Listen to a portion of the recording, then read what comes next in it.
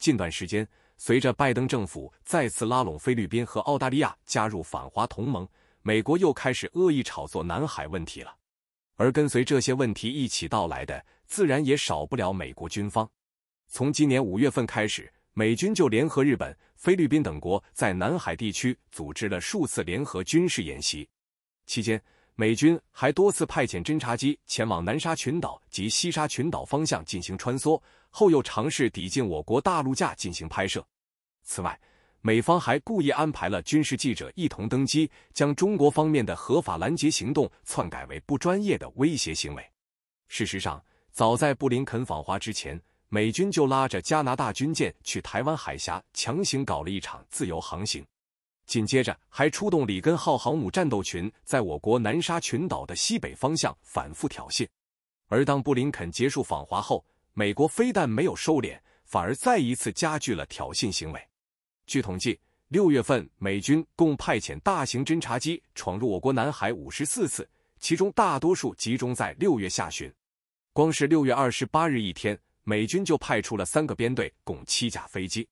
包括1架美军战略侦察机和1架大型加油机组成的1号编队，以及1架 MQ-4C 高空无人机和 C-146A 运输机以及 P-8A 反潜机组成的2号编队，分别从不同方向进入南海区域。随后，还有2架美军战斗机从关岛方向起飞，一度抵近巴士海峡，给中国的海空安全造成了严重威胁。对于美国不断升级的挑衅行为，中国自然也要采取强势回应。据台海军前舰长吕礼师透露，近期大陆可能会在主碧岛、永暑岛、美济岛扩建3000公尺的3A 级跑道，使得解放军的所有战机，包括轰 6K 战略轰炸机，都能在该跑道上起降。这意味着解放军可能在南海边缘的对抗行动中获得巨大的作战保障，而美国在南海挑衅中国的风险也与日俱增。想擦枪不走火，布林肯的美梦该醒了。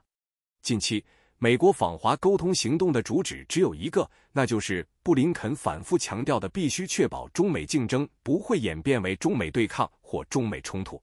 但从事后出现的一些情况来看，布林肯口中的规范化竞争并不是指双方各自做好分歧管控。美国真正想表达的意思是我们负责挑衅，你们负责收敛。结果可想而知，中国又一次明确拒绝与美国恢复军事上的沟通渠道。用中方的话来说，当前中美两军关系面临困难的原因，美方非常清楚，两军交流合作首先要移除障碍。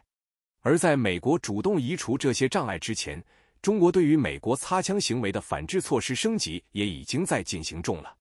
举个例子，过去我们对于美国海军穿越台海这件事往往采取的是跟踪、监视等行动，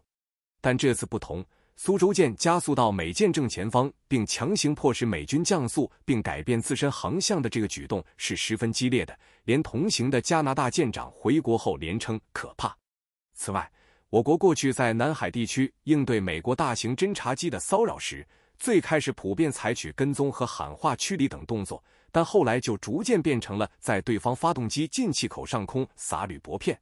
而歼16用尾流扰动美军侦察机的做法更是重量级，因为那可能会让对方360度的在空中翻跟头，危险性跟俄军在黑海上空抛洒燃料有的一拼。由此可见，中国的脾气已经越来越暴躁了，但这正是我们想要表达的态度。总结起来就一句话，中国军队就在这里，想擦枪但不走火是不可能的，你要擦枪就一定会走火，这里我们说了算。这恰恰是美国最担心发生的情况，因为美国现阶段对中国的挑衅根本就是无脑挑衅，美国压根没做好万一发生事故之后的处理预案，但中国一定做了后手准备。就拿苏州舰这件事来说，如果双方军舰当时撞到了该怎么办？后续开火了又该怎么办？中国肯定是有详细的军事计划和外交对策的，美国就不一定了。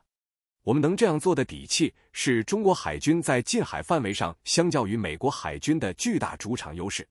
关于这一点，已经做过无数次军棋推演的五角大楼想必是十分清楚的，白宫当然也不会不知道。美国与其去做什么解决方案，不如多听中国的劝告。在台海问题及南海问题上，论拳头大小和道德高位，美国一个都不占，何必置自身于死地呢？我们为何不怕擦枪走火？现在我们对待美国的思路之所以改变，是因为从中美历史交流经验来看，用更强势的手段和美国打交道被证明是最行之有效的。而这里的更强势手段，指的就是在掌握对美主场优势的情况下，抱着主动升级事态的姿势去和美国进行接触。而中国不怕和美国擦枪走火的原因，在于看透美国在各方面都没有余力和我们升级矛盾了。以南海问题举例，此前美国曾在南海仲裁方面炒作了整整7年，最紧张的时候甚至连双航母战斗群都开到南海来碰瓷了。但面对中国绝不妥协的态度，美国始终不敢开第一枪。随后中国凭借强劲的对美态势失控了黄岩岛，此后更是在南沙方向又新填了数座人工岛礁。这是中国第一次在南海问题中找到了同美国擦枪走火到底的好处，也证明了美帝国主义现在就是一只纸老虎。而反观美国的对华报复行动，从那之后就一直停留在了口头阶段，几乎没有任何实质性进展。究其原因，是美军也发现自己在南海问题上拿中国没有特别好的办法，顶多就是通过侦察机的不断骚扰以及炒作军舰穿行，又或者拉拢南海周边小国展开联合军演来强调自己在地区存在感罢了。所以美国始终不敢太过高调，总是在被发现行踪后第一时间撤离犯罪现场。这不仅是军事上的问题，也包括美国的金融制裁大棒对中国来说已逐渐失效等因素。这导致美国无法利用金融外交工具做抓手，为自己在南海非法行为进行兜底。自特朗普时代开始，美国就在全面制裁中国，导致至今还有3000多亿美元的单边限制没有解禁，而其中的 95% 还都扣在了美国消费者自己的头上，所以继续加码没有任何意义。此外，美国的对华封锁也很难再整出什么新的花活了。芯片限制法案已经开始催生中国本土的芯片产业，连 ASML 总裁都出面公开调侃美国的科技战了。正因为军事和金融手段的双重失效，导致美国不仅在碰瓷现场碰不过中国大陆，事后也很难从别的地方进行找补，最后只能厚着脸皮来中国商量，试图建立一些竞争护栏。但是随着中国海上军事实力的进一步壮大，美军施展的这种秀存在感的低级挑衅方式，已经从失去对华威慑意义进入到可以被中国反手利用的时间点了，所以中国明确拒绝了美方提议。中国要利用好美国明知挑衅中国很危险，但依然无法停下的现实情况来进行反击，因为是美国主动暴露出来的巨大弱点。中国现在和美国针锋相对，一部分原因就是我们需要朝这个弱点出拳。美国为什么非得在中国周边擦枪？简单来说，美军之所以要挑衅中国，是因为美国国内最主要的政治势力已经明确将反华划为了政治正确，而这股势力就是美国的军工复合体一脉。通过将中国塑造成美国有史以来最强大的对手，这些人依靠宣传中国、试图取代美国等话题，逐渐掌握了美国的舆论制高点。这让倡导对华政策宽松化的华尔街一派逐渐失去了生存空间。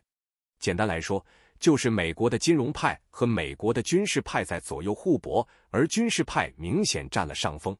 就拿关税问题来说吧，美国贸易代表戴奇和美国财政部长耶伦就属于典型的华尔街金融派。这俩人之前已经无数次地呼吁拜登必须停止对华关税政策，但拜登依然不为所动。因为中美经济问题上缓和，就代表中美在军事上也存在缓和的可能，这一点中国官方明确提到过。所以军事派从始至终都把拜登架在通共的火上细细烤着，让无数双眼睛盯着他，稍有不慎就得被弹劾。可以看到，自中美博弈白热化以来，这些人已经逐渐掌握了一套专用于绑架美国执政党立场的详细流程，而且运用的炉火纯青。这就是美国非得在中国周边搞军事挑衅的真实原因，因为只要中美军事关系还保持着紧张感，美国军事派就能源源不断地从国会手中拿到巨额预算，还能向台湾卖武器，向菲律宾卖巡逻船，甚至向澳大利亚卖核潜艇。所以这次布林肯绝口不提美国自己主动擦枪的事，只单方面要求中国不要走火，这就是美国对华强硬派的地位已经大到难以动摇的一种表现。想改变这种现状，中国可能需要对美国施加一些较为强烈的外部刺激。也就是说，中国必须让美国军工派明白挑衅中国的代价。因为美国用军事手段挑衅中国，是想证明美国军事实力和外交地位的优越性，那么中国就要反其道而行之，来几次你赶点，我赶着。只有把美国用来证明自己很行的手段，变成证明美国不行的事实，才能精准遏制反华小圈子的扩张速度，打击美国从军事挑衅中国的热情，并极大地削减美国对华强硬派的话语权。正所谓擦枪就要走火，美国担心什么，我们就要做什么，不然美国永远学不会什么叫谨慎。本期的东方时评就到这里了，欢迎在评论区留下您独特的见解，感谢您的观看，欢迎点赞、订阅和转发。